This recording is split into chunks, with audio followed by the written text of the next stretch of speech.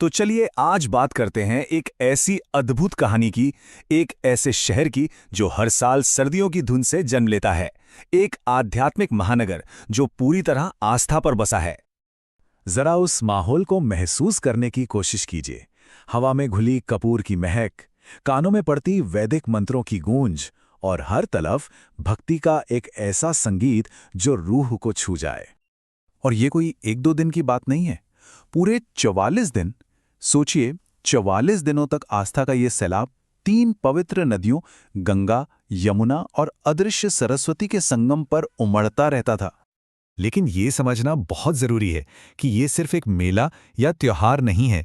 इसके पीछे एक बहुत गहरा आध्यात्मिक मकसद है। लाखों लोग यहाँ एक खास वजह, एक गहरे उद्देश्य के साथ जमा होते हैं। और वो मकसद है प्रायश्चित। प्रायश्चित मतलब अपनी पिछली गलतियों को स्वीकार करना और उनसे मुक्ति पाने की कोशिश करना। यहां आने वालों का विश्वास है कि ये यात्रा उन्हें आध्यात्मिक रूप से शुद्ध होने और एक नई शुरुआत करने का मौका देती है। अब देखिए, यहां एक बहुत ही दिलचस्प बात है। माघ मेले को अक्सर मिनी कुंभ भी कहते हैं। महाकुंभ तो हर 12 साल में होता है, लेकिन माघ मेला हर साल होता है। तो एक तरह से ये एक आध्यात्मिक रिहर्सल जैसा है, जो भारत की आध्यात्मिक नब्ज को हर साल धड़कता हुआ रखता है। और इस आस्था के पीछे एक बहुत बड़ी मान्यता है। माना जाता है कि इस खास खगोलीय समय में इन पवित्र नदियों का जल अमृत में बदल जाता है। जी हां, वही दिव्य अमृत जिसमें डुबकी लगाने से जन्मों के पाप धुल जाते हैं और आत्मा शुद्ध हो जाती है। तो ये सब होता कैसे है?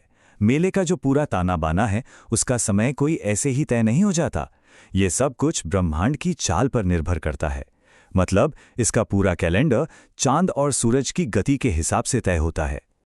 तो सवाल ये उठता है कि इन 44 दिनों में वो कौन से खास पल हैं, वो कौन सी तारीखें हैं जब इस संगम में डुबकी लगाना सबसे ज्यादा शक्तिशाली माना जाता है। वैसे तो मेले का हर एक दिन ही पवित्र है, लेकिन ये 6 तारीखें सबसे खास हैं। पौष पूर्णिमा से मेले की शुरुआत होती है, फिर मकर संक्रांति का बड़ा स्नान और फिर आता है सबसे शुभ दिन, मौनी अमावस्या। इसके बाद बसंत पंचमी, माघी पूर्णिमा और आखिर में महाशिवरात्रि पर अंतिम स्नान के साथ मेला खत्म होता है। माना जाता है कि इन दिनों में ब्रह्मांड की ऊर्जा अपने चरम पर होती है और स्नान का फल कई गुना बढ़ जाता है। और इन सब में भी जो सबसे अहम दिन है, वो है मौनी अमावस्या। ये मेले का पीक होता है। इसी दिन शाही स्नान होता है, जिसमें लाखों लोग इकट्ठा होते हैं। ये वो पल होता है जब साधुओं और अखाड़ों के शानदार जुलूस सबसे पहले संगम में डुबकी लगाते हैं। वो नज़ारा देखने लायक होता है। लेकिन इस लाखों की भीड़ के बीच कुछ लोग ऐसे भी होते हैं जिनकी भक्ति और तपस्या एक अलग ही स्तर पर होती है।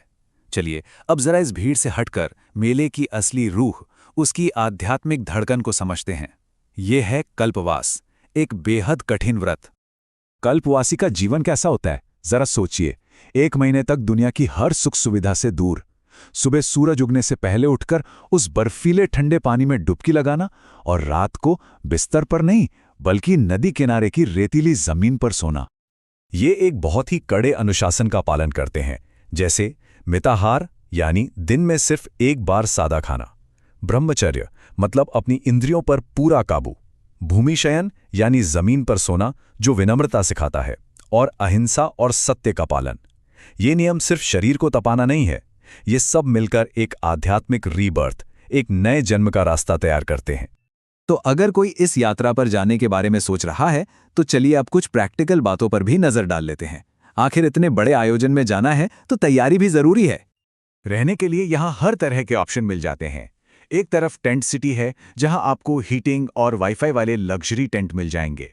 तो दूसरी तरफ अगर बिल्कुल जमीनी अनुभव चाहिए तो आश्रमों और संस्थाओं के लगाए हुए साधारण टेंट भी होते हैं। और हाँ, पैकिंग का खास ध्यान रखना होगा।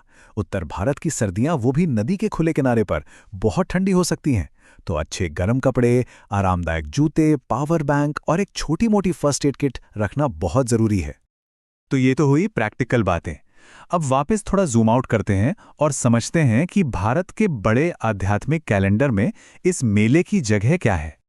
देखिए, माघ मेला हर साल होता है। ये पक्का करता है कि भारत की आध्यात्मिक नब्ज लगातार हर साल धड़कती रहे। ये बड़े कुंभ मेलों के बीच एक जरूरी कड़ी है, जो उस आध्यात्मिक ऊर्जा को बनाए रखती है।